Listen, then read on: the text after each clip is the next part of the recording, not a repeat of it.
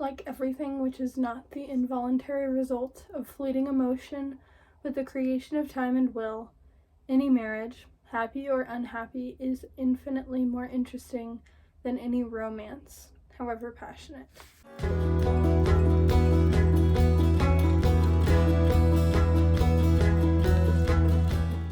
Hi guys, my name is Annalise and this is Living Volumes.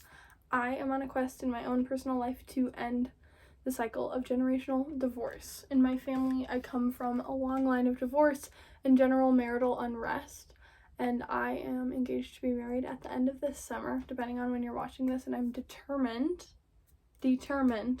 to have a marriage that lasts a lifetime.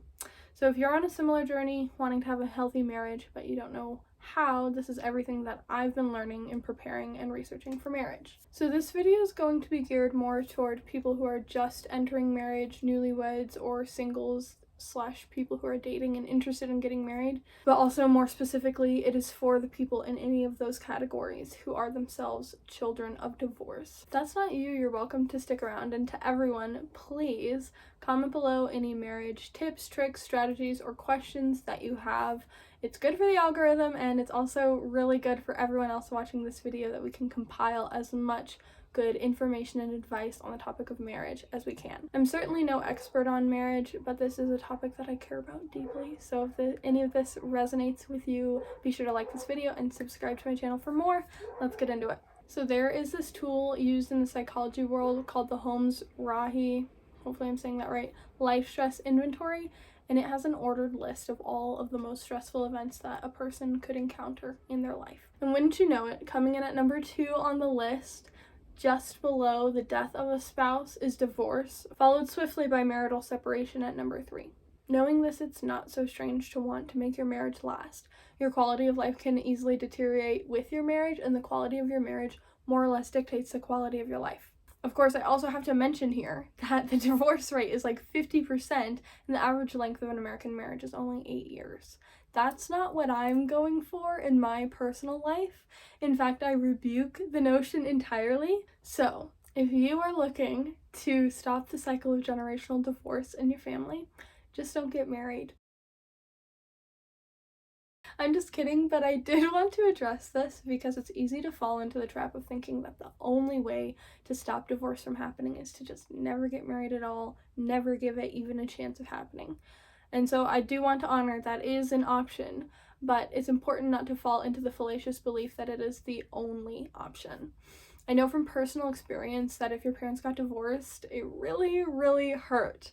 Seeing the dark underbelly of what you thought was the perfect romance, the entire foundation of your family, it can make you think that you're better off skipping that chapter of life altogether. But you do not have to give up on marriage just because you've never seen it done right before. In fact, examining your parents' foibles and your own neurotic tendencies allows you to bring them into light so you don't have to be unconsciously ruled by them anymore.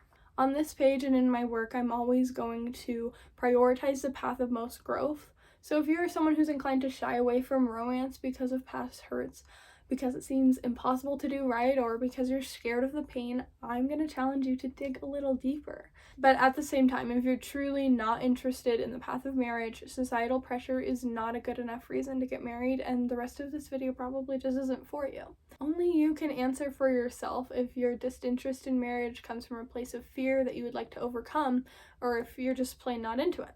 If you're not into it, then yes, you can contribute to ending generational divorce by not getting married, and I encourage you to do so. You are the only person equipped to figure out your right path in life, and you do not need to enter into marriage just because it is common or expected in your culture. Marriage is not the only option for happiness, fulfillment, and growth. But if you are interested in marriage, my first piece of advice is to pick your partner with intention. And I'm not trying to be dramatic here, but who you choose as a life partner is literally the most important decision of your life. And in order to make the best possible decision here, it's essential to know why. Know your why, know your why, know your why. Why is it that you are considering entering into a lifelong binding agreement with this person? Is it because you hate being alone, or you want a witness to your life? I'm not the morality police, and I'm not here to make a definitive judgment on what is or is not the right reason to get married. because relationships are as unique as the people in them. So objectively, I can't say whether you have the right intention or the wrong one for your specific situation, but I can say you do need to have a strong intention when you are picking your spouse. So questions to ask yourself: are you looking for someone to have kids with? Do you want a provider, or do you want to be the breadwinner? Do you want someone fiercely independent, or someone who wants to do everything together? Just, explore, figure it out. Whatever it is that you're looking for, there is someone out there who is your equal opposite, seeking all of the qualities that you provide. And while it's great if all of your wants and needs look good together on paper, it's also really important to examine the character of your potential partner as well. Things like, are they generally reliable in the ways that you need them to be? Is there a precedent of trust in your relationship? Are you both willing to express opinions, tell truth, and negotiate within the relationship? Are you open to each other's influence and input, and do you respect each other's personal sovereignty? Ultimately, you don't need to be 100% certain when you're marrying someone. This may sound like foolish advice, but we are only human. Neurotic thoughts and worries and what ifs will always pop into your mind because that's the nature of what your mind is. The real issue is that you need to decide. So you all know I love a little etymology moment, and the root side in the word decide means to cut. So to decide who you're going to marry is to cut off every other option out there.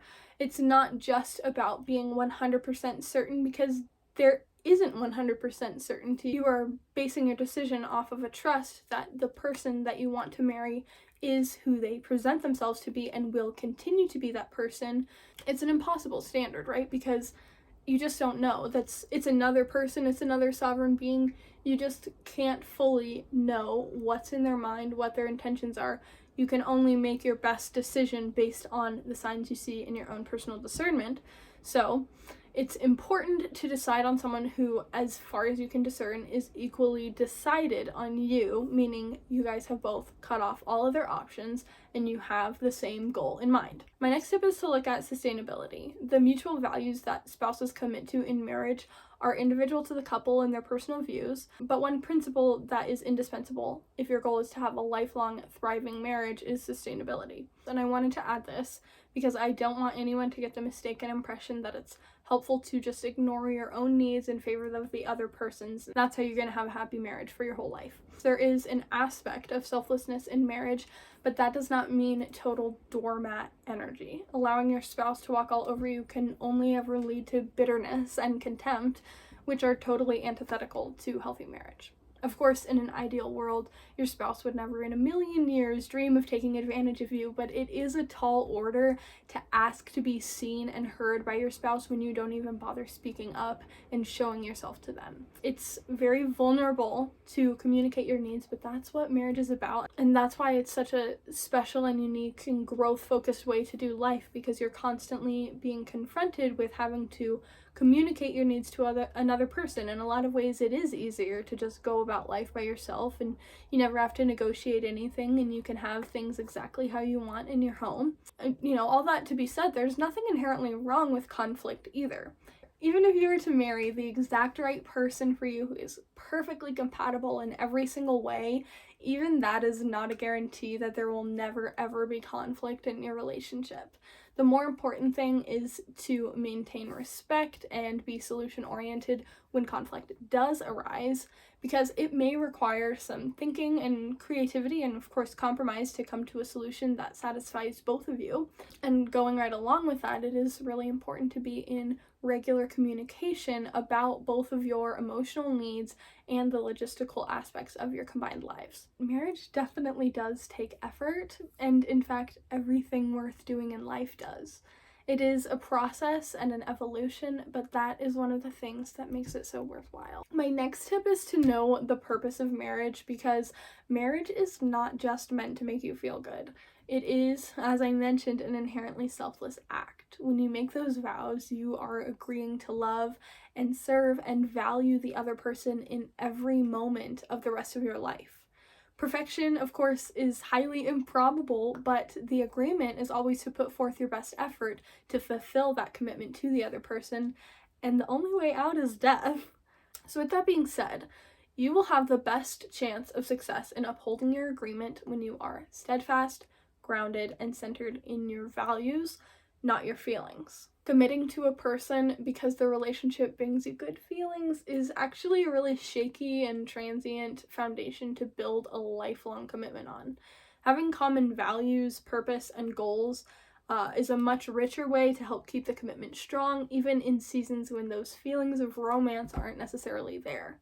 There's no way to guarantee that your partner will ever be able to perfectly fulfill all of your needs throughout the course of your entire life. So having a deeper reason for the commitment beyond the superficial, feelings-based benefits will help your marriage stand the test of time. In my personal experience, religion is profoundly helpful here because it provides a very definite framework for those values and those goals and your purpose. Being committed to the same set of concrete values which have a precedent beyond the container of your relationship means that there's less chance of moving the goalposts. And being accountable to your creator to uphold your commitments is also deeply humbling. So not only do you need to have the same values, but you also need to both value what the other person brings to the relationship.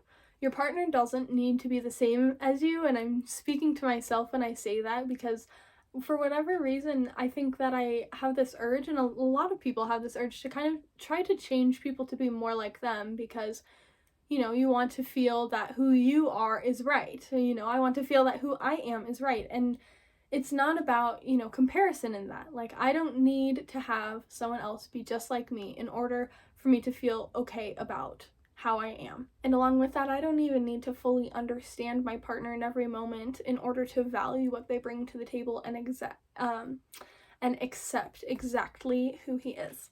More than anything, marriage is a lifelong commitment to personal growth. The stakes are higher and there is more accountability because you are promising the most devoted, compassionate, honorable version of yourself to another person. It's not just about your desire to be married or to have a husband or have a wife. It is a commitment to being the best spouse you can be for that person and doing all that you can to make the relationship a success. Also, marriage is not the solution to anything. If your relationship sucks now, it will continue to struggle in marriage, and if you feel lonely now, marriage won't be just a magic pill that fixes all negative emotion you experience. For me as a Christian, marriage is a physical picture of a spiritual reality intended to represent the covenant between Christ and the church.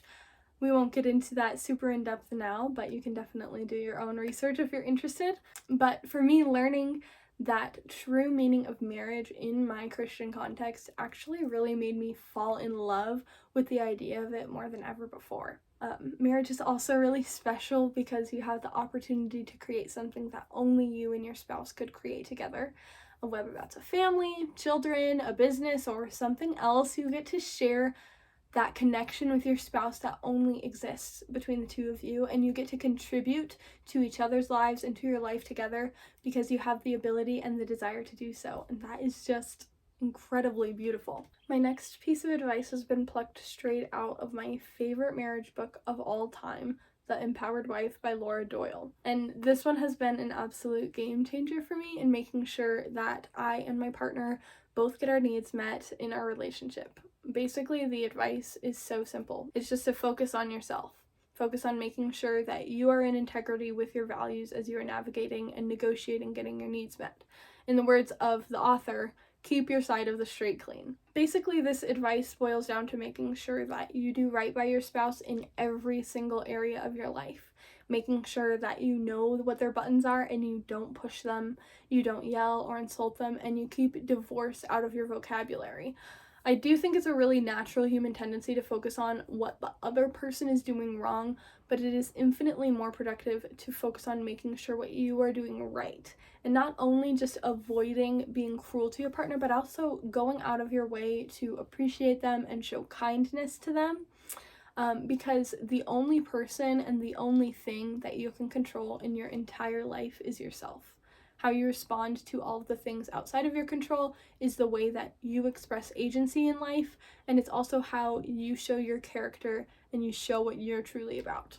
So waiting around for your spouse to change or citing them as the reason for struggles in your marriage is totally disempowering in that regard because it puts the impetus on the other person to change in order for you to make a change for yourself. In reality, you have the ability to take control of your life.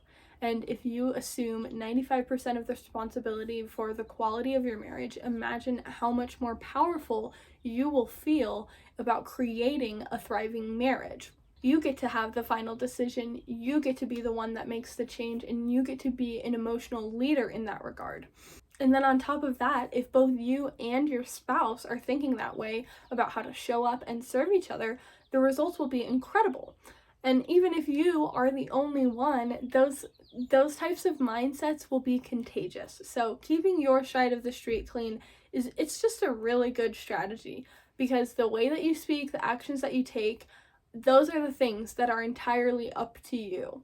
And being honorable and strategic in those spaces and in how you interact with your spouse is going to yield you good results. At its essence, keeping your side of the street clean means prioritizing curiosity and asking and connection in your relationship over things like criticizing and assuming and making corrections to the other person's behavior. Because that's not really what it's about. You haven't signed up for this lifelong commitment to another person in order that they point out all of your flaws and then you fix them, and same thing the other way around. Like, you have signed up to treasure this person and care for them in every season of life and to build them up and to be their biggest supporter. So taking a step back from criticism and correction can be a really huge thing in fostering more intimacy and connection and love and longevity in your marriage. There's this one saying that I absolutely love. It's, if you treat your husband like a slave, you will be a slave's wife. If you treat your husband like a king, you will be a queen. This, I think, is especially something women forget, is how powerful of an influence we are in a man's life, in your husband's life. When you take notice of those invisible things, even the bare minimum ways that your spouse contributes, it takes humility. And having that humility to recognize that the opportunity to be married is a gift and it's not something that we earn or deserve, and a certain type of spouse is also not something we earn or deserve. It makes you recognize what a miracle it is for two people to choose to intertwine their lives completely and to keep choosing it over and over and over, to continue allowing their life paths to cross and overlap and grow into each other. That is just an incredible miracle.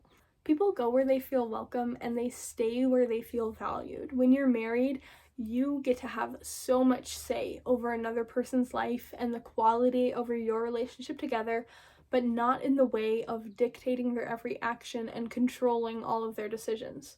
Rather, treating your spouse with the utmost integrity and respect and tenderness gives them the opportunity to blossom into the best version of themselves, and it fosters closeness in your relationship. Even if you think the solution to a problem they are facing is super cut and dry, this is another thing you get to do as a spouse, is you get to let them figure it out on their own. It's so empowering when someone trusts you enough to make the right decision. And it's so empowering for your spouse when you don't take their destiny away from them, but you allow them to have that learning moment, even if it seems really just simple to you. I just want to sum this stuff up by saying that your best and really only chance at a successful marriage is to be a better spouse. I think this next one is my favorite piece of marriage advice of all time, and that is to tell your love story. It comes from the book Sacred Marriage. I have it right here, this book. I've talked about this in my previous video, but humans are innate storytellers. That is just part of who we are. We use story to create meaning and purpose in our lives, and that is such a beautiful thing. The stories that we tell shape our lives so profoundly, not just in marriage, but in every aspect of life. I think Einstein said it best when he said that the only question that matters is whether you live in a friendly or hostile universe. Humans are naturally very adept at pattern recognition, so when you are constantly telling yourself that bad things happen to you or that God has it out for you, you are naturally going to notice events and circumstances that align with your narrative. This phenomenon is also known as confirmation bias, and it is so easy to see how this concept applies itself in marriage. If you are constantly reminiscing and recollecting over your beautiful love story, you will be primed to see its continuation as you keep moving through life. Even when hard times touch your marriage, the narrative of your lives together can be this incredible point of connection time and time again. I mean, how beautiful is that? That you and your spouse have chosen, henceforth and forevermore, to weave your stories together. Seeing your spouse as an indelible part of your life story helps to strengthen your commitment to each other. All right, my next tip is to start now. If you are single or you are currently dating, start now. Figure out what it means to be a good spouse, get clear on your individual values, and start dating with the intention of getting married for life. Understand that marriage has a much richer meaning than just being a panacea for your emotional needs, and use it as an opportunity to become the best version of yourself and uplift and empower your partner to do the same. I know it can sometimes feel scary to have your parents' divorce looming over you as you aim for success in your own marriage, but just like I said earlier, you get to control your own narrative. While divorce can be deeply painful and impactful, you get to decide if that part of your story ends up being a blessing in disguise. For me, I look at it from the perspective that my parents' marriage and divorce taught me so much about what not to do, and I've been able to apply that as I navigate my own marriage and all the relationships in my life. Marriage is an incredibly beautiful and significant covenant to enter into. And if you don't believe me, you don't believe my advice, just watch, because like I said, I'm getting married in August and I'm going to be putting all of these principles to the test and documenting everything that I learn on this marriage journey. So again, be sure to subscribe if you're interested in seeing if this advice is actually worth anything, because I will be putting it to the test and I am so excited to take on this challenge and commitment, and I trust that it will only be gratifying to learn how to grow and connect with my soon-to-be husband as we intertwine our stories together. Thank you all so much for watching. I really hope you got something out of this video, and again, please comment your tips, tricks, strategies, questions, comments, concerns. Put them below. Let's get the conversation going. I want to learn what's going on with you and how you have made your marriage last. Thank you so much. I'll see you in the next one. Goodbye.